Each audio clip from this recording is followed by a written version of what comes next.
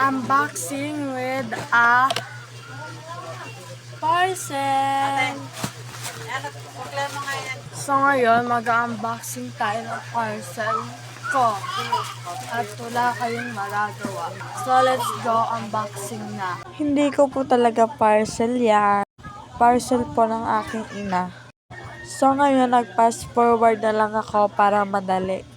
Guys, pakisuyo, pakifollow po ako sa TikTok and Facebook account ko. And guys, gagawa po ako ng YouTube channel ko. Please subscribe me. Thank you.